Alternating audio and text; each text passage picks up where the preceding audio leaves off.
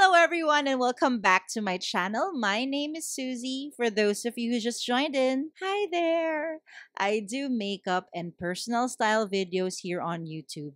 If you reached the end and you just loved this video, please don't forget to like and subscribe to my channel. I have been so busy the last 3 months because of my new normal with work. Talagang I could not find the time to shoot my videos lately. Kaya naisipan ko gawin tonight. And it's not my normal because I would always shoot in front of a big window and that's my natural light. So tonight, all I have are my ring lights and all the lamps that I could get inside the house.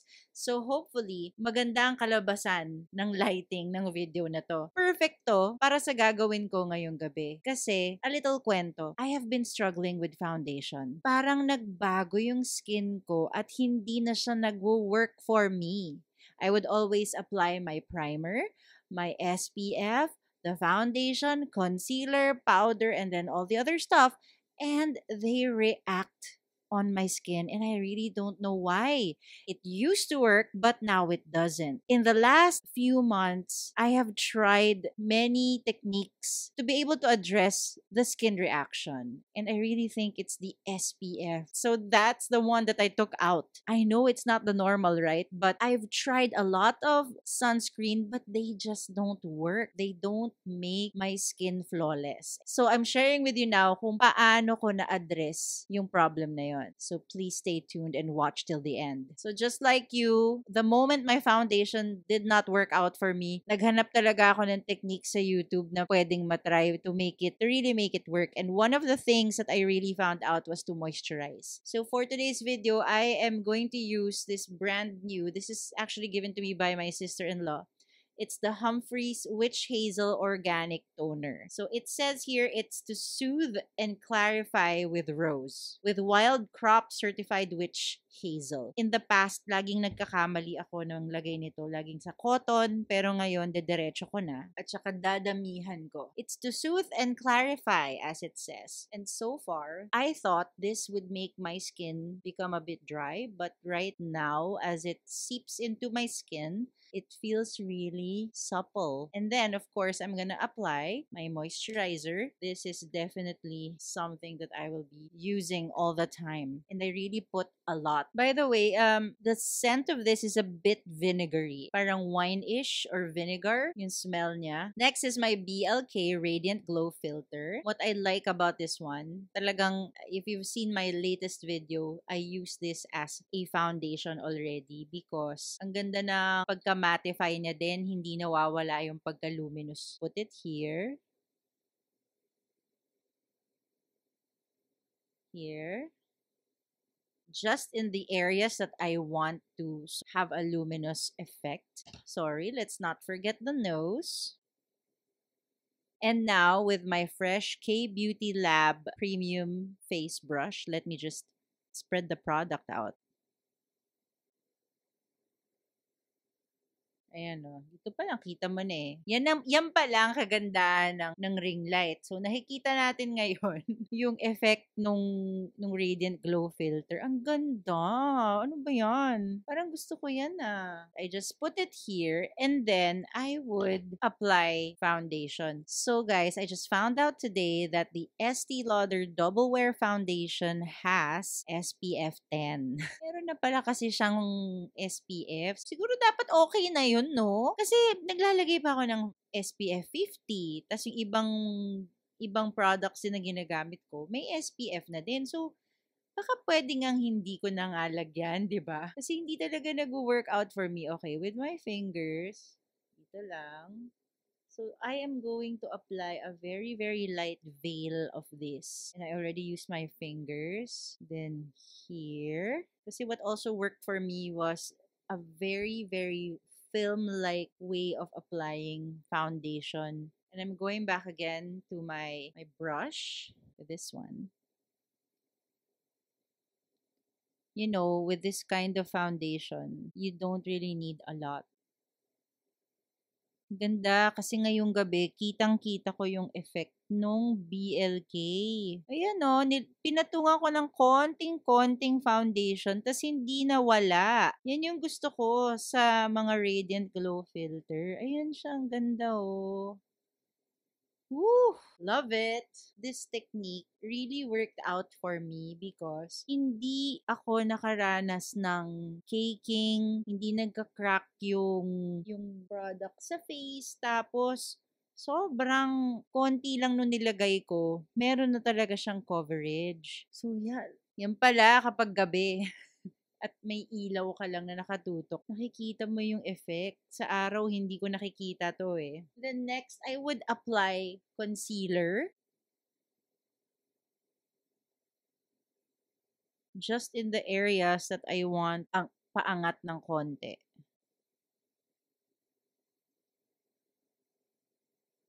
Ang konti, no? Pero sige, let's just do it that way. So, I am now going in. So, na-notice nyo, isa lang yung brush na ginamit ko for this. Aha, yun pala nalimutan ko kasi I would normally apply concealer on my eyes. And then, let's go for the concealer brush para lang maganda yung kalat sa mata. Let me just check in my reverse mirror. Of course, texture is forever embedded in my face. Andiyan na talaga yan. But you know what? It's not bad. Actually, I could have skipped the concealer, but it's alright kasi this is just my normal way of applying. Next is a newbie. This BLK Radiant Glow Filter Bronzer. Loving this one because I have been using this lately. Ang ganda-ganda niya. Hala, mali ako ng placement. Ayan mo na. Dito pala siya dapat. Ayan mo. Sige na. Let's just see what I'm gonna do with it. With another brush. So, I'm gonna use my contour brush for this one. Ibaba natin ng konti dito. That is next level glow. I love it. I am enjoying the process of applying this right now. Gandang-ganda ako sa pagka-glow goddess nitong BLK na contour slash bronzer slash highlighter, everything. See yo, parang may natural tan ka na or natural golden sun-kissed glow on your face. And I am for it. Okay, so now we're done with the base. So off cam, I already did my eyes. I just did a little shimmer para lang may nangyayari, may dimension sa eyes. And now we're gonna move on to powder. And lately, what has been really working out for me is this. It's the Fit Me, the Maybelline Fit Me powder. So dito muna. Ang gusto ko kasi dito sa Radiant Glow Filter ng BLK, you can still mattify it, but it's not gonna lose the effect on your skin. Like, yun yung napapansin ko lately. Kaya lagi ko siyang gamit every time I put on makeup. Baligtarin natin ng konti yung puff. So, bakit nag-powder muna tayo bago blush? The powder will sort of help the blush to work out. So next is blush, and I want to use my Juvia's Place blush this time for that pop of color para din makita ko kung magpipick through pa rin yung BLK Radiant Glow Filter with my Real Techniques blush brush, doing this and then tapping first on top of my hand and then here, because guys, this Juvia's Place will definitely, you can't do it directly. Look, oh, talagang pop na yung kulay niya. Other side. And then I'm gonna go back to the Radiant Glow Filter and just apply a little bit dun sa dito. And then again with my stippling brush. Tingnan natin if it's gonna work out kahit na meron na mga powder products dyan. Diba? Ang ganda nito. Oh my gosh. As in, I'm in love. And then a little bit here. Ito naman, I'm not gonna apply anymore on my nose. Kasi okay na yan. Okay na tong parang bronzer sa cheek. Definitely loving this. All right, for my very last step is the lipstick. And guys, I have been living under a rock because I never gave the Maybelline Super Stay Matte Ink a chance. Until I saw this being worn by Marge Marquette. Oh my gosh. Sabi niya kasi, if you know, you know. Now I know why. Ang ganda. This is the first that I bought, the red, of course. If it's matte, I had to do it with inner red. And then, because of the performance of this one, I decided to go for a sort of brownish, nude brown color, which is, this is the Amazonian. This is Pioneer, the red one. And then this is Amazonian, the like nude brown. So let's do it. The only thing that I applied earlier is a balm. And kanina pa talaga yon para lang merong moisture in lips ko. How to apply this is almost the same as the vinyl one, but that one really didn't work for me. This one, it's just like this.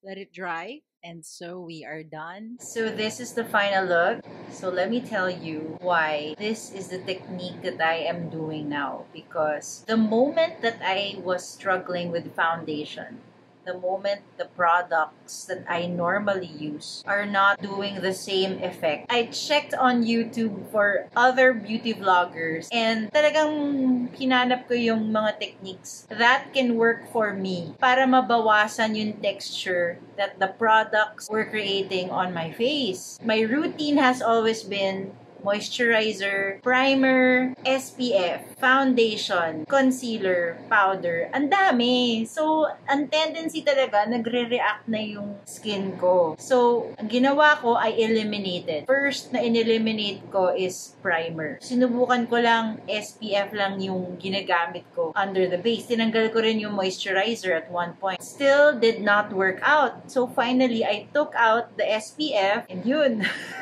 Of all the things aalisin, di ba? Pero ito talaga yun eh. Ito yung nag-work out for me. Lalo na when I reached 45. I really felt like my skin changed yet again. Yan talaga, tumatanda. So, nagbabago rin ang needs ng ating face, ng ating skin. So, if you're like me, that really struggled with foundation, don't throw out your foundation just yet. Try out different steps, different techniques, so that you know exactly what wasn't working on your routine. So, what works for me now is lesser products on my face so that I can retain a flawless look. So, some other thoughts about the products that I used tonight. So, first, it's the Humphreys Witch Hazel Toner. It's really nice. I thought it was going to dry out my skin. And the feeling of my makeup right now is absolutely not at all. It's not dry underneath. It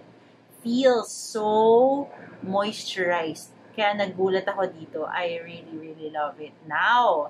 And I'll be using this a lot from now on. Ang ganda, ang sarap ng pakiramdam ng skin ko. And another thing that I noticed, because I applied an ample amount of these, parang ang ganda ng glide ng product. Totoo yon. Totoo talagang sinasabi nila. Ang ganda ng glide ng makeup kanina kasi nilagyan ko sila ng enough amounts on my face. And then next, you can never go wrong with these two. This is the brand new one that I bought because of Bretman Rock. Yeah, I love that he is an ambassador for this product because super good, amazing. I really love the effect on my skin now. It really gave me that super sun-kissed look. I love the golden glow that it gives my skin right now. And ganda rin sa technique na ginawa ko, meron lang area. Ito, favorite area ko to na lagyan ng luminous products kasi iba talaga yung effect ng dito eh, yung focal point. Totoo yung sinasabi nila, put it on the highest points of your face. And this is exactly where I just want them. And it really gives me that beautiful glow. And I think these two will always remain in my makeup kit because they are just that good. And then last but definitely not the least, it's the Maybelline Super Stay Matte Ink. Ganda guys! You know me, I am a red girl and every red lipstick that I have is matte. I rarely buy mga nude browns na matte because I felt like they are not as natural looking like the cream lipsticks that I normally have. So this is absolutely amazing. This product will now also remain in my makeup kit because they are just that good. So that is it for today's video. I sure hope that you picked up a few things from the techniques that I showed you today, and I really sure hope to see you again on the next video. Have a great day, guys. Goodbye.